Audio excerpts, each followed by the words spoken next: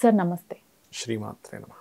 Sir కర్కాటక రాశి వారికి ఆగస్టు మాసంలో ఎలా ఉండబోతుంది?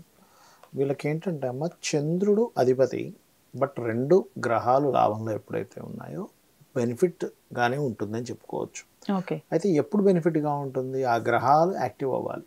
యాక్టివ్ అవ్వాలి అంటే ఆ గ్రహాలకు దీపారాధన చేస్తుండాలి. అంటే కుజుడికి గురువుకి దీపారాధన చేస్తే ఇంకొంచెం యాక్టివ్ అవుతాయి. వీరికి ధన యోగం అనేది ఎవరి ద్వారా ఉండబోతుంది సార్?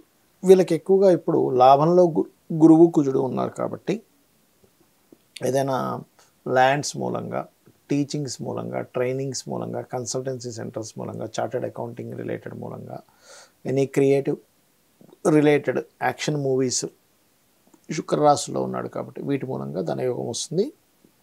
ఈ సమయం కొంచెం ఈ నెల ఫైనాన్షియల్గా ఇంప్రూవ్మెంట్ ఉంటుంది కూడా. వీరికి ముఖ్యంగా ఎవరి ద్వారా ఇబ్బందులు ఉంటాయి సార్? ఇబ్బందులు అంటే అమ్మ, ఒకటి కర్కాటకం వారికి 3లో కేతువు, భాగ్యరాహు. ఎప్పుడైనా ఈ ప్లానటరీ పొజిషన్స్ ఉన్నప్పుడు వీళ్ళు చూసుకోకుండా అగ్రిమెంట్స్ రాస్తారు. ఒక్కోసారి ఏదో సంతకం పెట్టేయడము, లేకపోతే అసలు కండిషన్స్ ఏమో చదవకుండా తీరా చూస్తే తర్వాత కండిషన్స్ చాలా ఉంటాయి అక్కడ. మరి మీరే చేసే అగ్రిమెంట్ అంటారు, కానీ అగ్రిమెంట్ చేసేటప్పుడు జాగ్రత్తగా ఉండాలి. ఒకటి, బంధువర్గంలో సిబ్లింగ్ వరుస వాళ్ళతో కొంత జాగ్రత్తగా ఉండాలి. పితృదేవతలకి చేయవలసినవి మర్చిపోకూడదు ఈ టైంలో, పర్టికులర్గా భాగ్యంలో రాహు ఉన్నందుకు. ఎందుకంటే భాగ్య రాహు ఎప్పుడు కూడా పితృదేవతలకి చేసుకుంటేనే వీళ్ళకి ఇబ్బంది రాకుండా ఉంటుంది. అది ముఖ్యంగా పాటించాలి. వీరు ఇల్లు తీసుకునే విషయం కానివ్వండి, ఎడ్యుకేషన్ విషయంలో కానివ్వండి, వీళ్ళకున్న ప్లానటరీ పొజిషన్ ప్రకారం ఎటువంటి స్టెప్స్ తీసుకుంటే మంచిదంటారు? వీళ్ళకి ఒకటేనమ్మా, ఇల్లు అనేటువంటిది ఏంటంటే 25th లోపలే వీళ్ళు గృహం తీసేసుకోవడం మంచిది. 25th దాటితే తీసుకోవద్దు, ఒక 25 days వరకు. Point number 1. రెండవది, వీళ్ళకి గృహ సంబంధించిన విషయంలో మంచి ప్లేస్, మంచి లొకాలిటీ, మంచి రాయల్లో ఉండేటువంటిది, లేదా పక్కన ఏదైనా గవర్నమెంట్ రిలేటెడ్ సంబంధించిన ఉండేవి, ఇట్లాంటివి ఎక్కువగా లభిస్తాయి వీరికి. 4th lord is in Ravi సైన్లో ఉన్నాడు కాబట్టి అదొకటి. అండ్ ఈ 4th house అనేటువంటిది మదర్ని కూడా సూచిస్తుంది కాబట్టి మదర్కి ఏదైనా గొప్ప పేరు ప్రఖ్యాతులు రావడానికి కూడా ఆస్కారం ఉంటుంది కర్కాటకం వారికి. వీరి ఎడ్యుకేషన్ సార్? ఎడ్యుకేషన్ విషయంగా నేను చూసుకున్నట్లయితే మెడికల్ రంగాలు, లేకపోతే ఏదైనా క్రియేటివ్ ఫీల్డ్స్లో కానీ ఇట్లాంటి వాటిల్లో యోగా ట్రైనర్స్ కావచ్చు, ఎనీథింగ్ అంటే ఆరోగ్యాన్ని ఇచ్చేటువంటిది ఏదైతే ఉంటుందో అటువంటి సంబంధించినటువంటి వాటిలో బాగా రాణిస్తుంది వీరికి. ఓకే. వీరు పిల్లల విషయంలో ఎటువంటి జాగ్రత్తలు తీసుకోవాలి సార్? పిల్లల విషయంలో పెద్దగా కంగారు అక్కర్లేదు.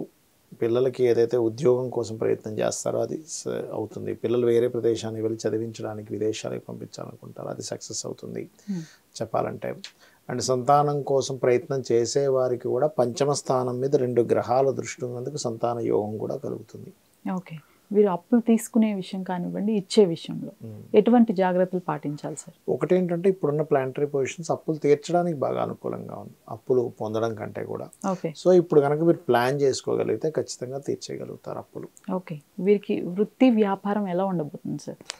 ఒకటేంటంటే అమ్మ, వృత్తికారకుడు వ్యాపార స్థానంలో ఉన్నాడు దశమాధిపతి వచ్చి.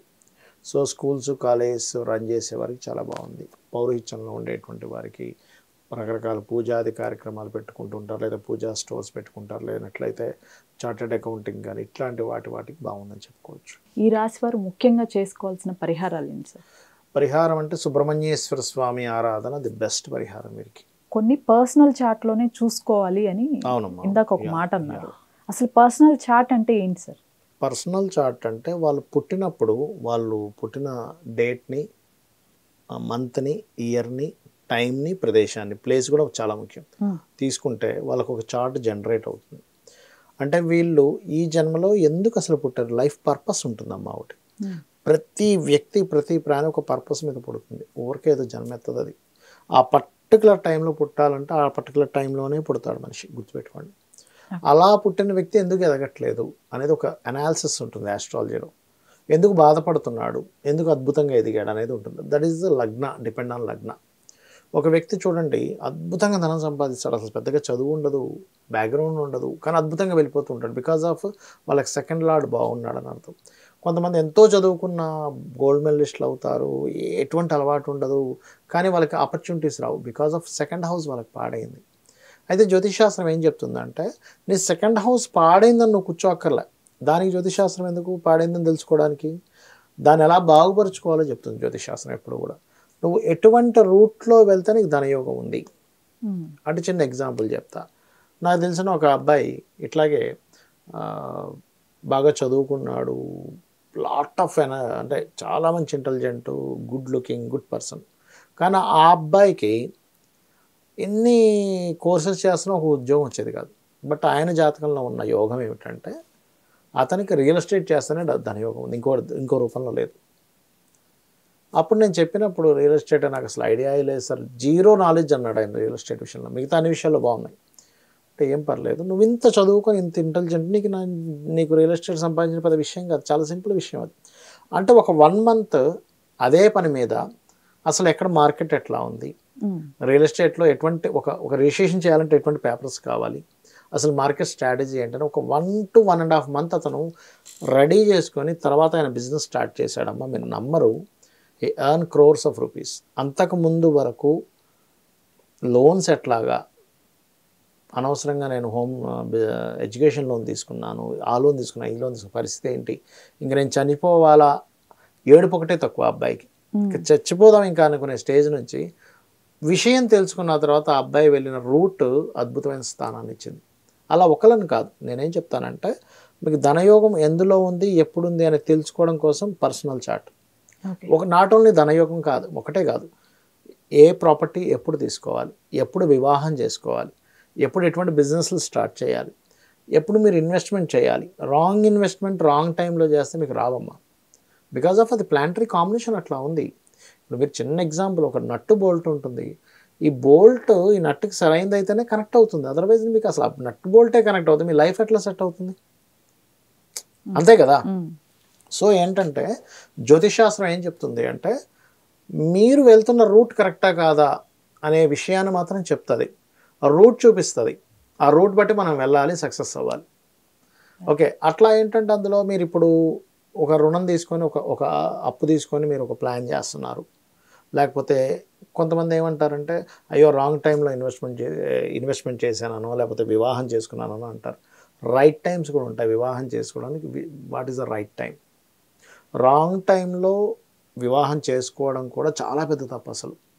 అవి పర్సనల్ చార్ట్లో ఉంటాయి. రైట్ టైంలో ప్రయత్నం చేయడం విదేశాలకు వెళ్ళడానికి, రైట్ టైంలో చేయకపోవడం విదేశాలకు వెళ్ళడానికి. అరే అప్పుడు చాలాసార్లు ట్రై చేసాను అవ్వలేదు అంటారు. ఎందుకు అవ్వలేదంటే that is not right time. అట్లా ఏంటంటే personal chart very clearly indicating. ఒక అబ్బాయి అయితే ఒక మంచి రైట్ టైంలో ఉద్యోగం అద్భుతంగా వచ్చే టైంలోనేమో ట్రై చేయలేదు, నేను వేరేది చేసుకుంటా అని. ఆ టైం అయిపోయాక ట్రై చేసాడు, అక్కడ రాలేదు. అట్లా 1-2 అని కాదు, మీ పర్సనల్ చార్ట్లో ప్రతి ఈవెంట్, మేజర్ ఈవెంట్స్ ఏవైతే ఉంటాయో అవి ఎప్పుడు చేసుకుంటే మంచిది, ఎప్పుడు చేయకూడదు, ఎప్పుడు చేయాలి, ఏ రూట్లో వెళ్ళాలని చెప్పేదే ఈ యొక్క ఇది. మరి ఇప్పుడు గోచార ఫలితాలు ఇవన్నీ ఎందుకు చెప్పుకుంటున్నాము అంటే దిస్ ఈజ్ ద క్లైమేట్, బయట ఉండే వాతావరణం లాంటిది, బయట ఉండే మార్కెట్ లాంటిది. బాగా ట్రాఫిక్గా ఉంది, మనం ఎస్టిమేషన్ టైం ఒకటి పెట్టుకుంటాం, ఇక్కడ నుంచి పలానా దగ్గరికి వెళ్ళాలంటే 1/2 అవర్లో వెళ్తాం, ట్రాఫిక్ ఉందంటే 1 hour ఈజీగా పడుతుంది. లేదా మార్కెట్లో ఈ ప్రోడక్ట్కి ఈ వాల్యూ ఉంది, సో మనం ఈ ప్రోడక్ట్ని ఇలా డిజైన్ చేస్తే మార్కెట్లోకి వెళ్తుంది. ఆల్రెడీ ఈ రకంగా డిజైన్ చేసినవన్నీ ఫెయిల్ అయ్యాయి కాబట్టి మార్కెట్ ఇలా ఉంది కాబట్టి వీ డిజైన్ లైక్ దిస్ అనేది చెప్పేది గోచారం. ఈ రకంగా రెండింటిని చేసుకోవాలి. Thank you sir. శ్రీమాత్రే నమః.